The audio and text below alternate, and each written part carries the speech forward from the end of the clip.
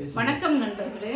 நாங்க ஏன் முதல்வரை தூக்கி வச்சு தலையில வச்சு கொண்டாடுறோம் தெரியுங்களா? ஏன் இந்த முதல்வரை தான் மீண்டும் 2.0 ஆட்சி அமைக்கணும் அப்படின்னு சொல்றோம் தெரியுங்களா?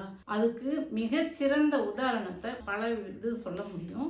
ஆனாலும் இன்று நடந்த முதல்வர் பிரதமர் மோடிக்கு ஒரு கடிதம் எழுதியிருக்காரு. அந்த கடிதத்தை பார்த்துட்டு உண்மையிலேயே நான் நெகிழ்ந்து போனேன். ஏன்னா இந்த சூழ்நிலை பயன்படுத்தி இதை அரசியல் செய்யணும்னா முதல்வர் எப்படி வேணா ஒன்றிய அரசாங்கத்தின் மீது அந்த குறைகளை சுட்டி காட்டி பேசலாம். இந்த அசாதாரண சூழலை, இந்த எரிவாயு தட்டுப்பாட்டால மக்கள் இன்னைக்கு தவிச்சிட்டு இருக்காங்க. உண்மையிலேயே அரசியல் செய்யணும், அதை வச்சே அரசியல் பலன் நம்ம அடையணும் என்று முதல்வர் நினைச்சிருந்தாராக்க அதை தூண்டி விட்டு பேசியிருந்திருக்கலாம். ஆனா இன்னைக்கு அவர் எழுதின கடிதத்துல எப்படி எழுதுறாருனாக்க, இங்க மக்கள் எல்லாம் பெரிதும் பாதிக்கப்படுறாங்க. அதனால நீங்க யாருமே பயப்படாதீங்க, பதட்டம் அடையாதீங்க.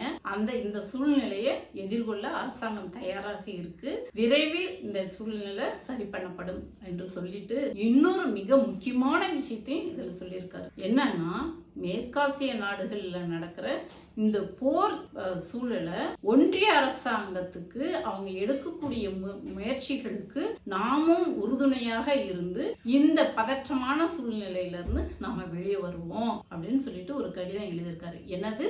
ஒன்றிய அரசாங்கம் எடுக்கும் நடவடிக்கைகளுக்கு உறுதுணையாக இருப்போம் அப்படின்ட்டு இந்த கடிதம் எழுதியிருக்காரு. இதனாலதான் நம்ம முதல்வர் முதிர்ச்சியானவர், தலைமை பண்பு மிக்கவர், நாகரிகமான அரசியல் செய்கிறார். இந்த நேரத்துல அவர் ஒன்றிய அரசாங்கம் செய்யக்கூடிய தப்புகளை சுட்டி காட்டி பேசல. உதாரணத்துக்கு எடப்பாடி பழனிசாமி கரூர் சம்பவத்தின் மீது போலீஸ்காரங்க மேல பழிய போட்டு திமுக அரசின் மீது பழிய போட்டு பேசினாரு. இன்னைக்கு அதே எடப்பாடி பழனிசாமி தான் இன்னைக்கு விஜய் கூட்டணிக்கு வரமாட்டேன்னு இந்த கரூர் சம்பவத்தை மறந்துட்டு பேசுறீங்களா, லேட்டா வந்ததை மறந்துட்டு பேசுறீங்களா அப்படின்னு சொல்லிட்டு விஜய கேள்வி கேட்கிறாரு. இதையேதான் பிஜேபியும் கரூர் சம்பவத்துல செஞ்சது. காவல்துறை தான், திமுகவோட காவல்துறை தான் தப்பு செஞ்சது, திமுக மேலதான் தப்பு என்று இன்னைக்கு வரைக்கும் பிஜேபி அந்த 40 பேரை கொன்ன ஒரு கொலைகாரனுக்கு சப்போர்ட் பண்ணி அவங்கள அதாவது மக்கள் மத்தியில தப்பிக்க வைக்கிற மாதிரி பேசுறது. ஆனா கேஸ போட்டு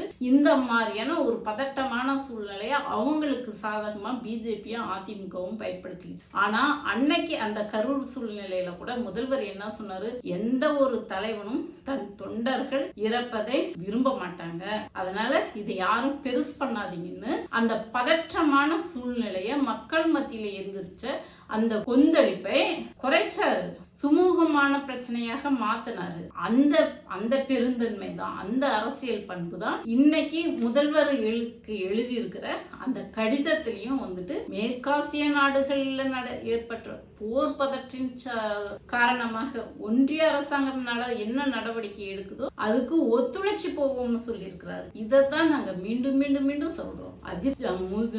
அறிவு முதிர்ச்சி உள்ள முதல்வராக இருக்கிறாரு, தலைமை பண்பு மிக்க முதல்வராக இருக்கிறாரு, சூழலுக்கு ஏற்றாற் போல முடிவு எடுக்கக்கூடிய ஆகச்சிறந்த முதல்வராக இருக்கிறாரு. ரெண்டாவது எந்த நேரத்திலையும் பொய்ய சொல்லியோ அல்லது இந்த சூழ்நிலையை பயன்படுத்தியோ திமுக சாதகமான அந்த வாக்கு வாங்கணும் அப்படின்னு ஒரு நாளும் அவர் செய்யல. உண்மையை பேசி மட்டும்தான் ஒரு அரசியல் செய்கிறார். ஒரு அரசியல்வாதி உண்மையை பேசி அரசியல் செய்யறாருனாக்க அது நம்ம முதல்வர் மட்டும்தான். இந்த முதல்வரை நாங்க தலைமையில தூக்கி வச்சு காலத்துக்கும் கொண்டாடுவோம். இனிமே நான் கூட சென்ற வீடியோல பேசியிருந்தேன், ஒன்றிய அரசாங்கத்தால ஏற்பட்ட இந்த எரிவாயு தட்டுப்பாடு குறித்து இதுக்கு காரணம் மோடி தான் சொல்லி பேசியிருந்தேன். ஆனா எங்க தலைவர் இந்த நாகரிகமான அரசியலை முன்னெடுக்கிறதுனால நாங்களும் அந்த தலைவரை போலவே நாகரிகமாக பேசணும், பண்போட நடந்துக்கணும் அப்படின்ட்டு தொண்டர்களுக்கும் நல்ல வழிகாட்டியாக இருக்கிறார் எங்க தலைவர்.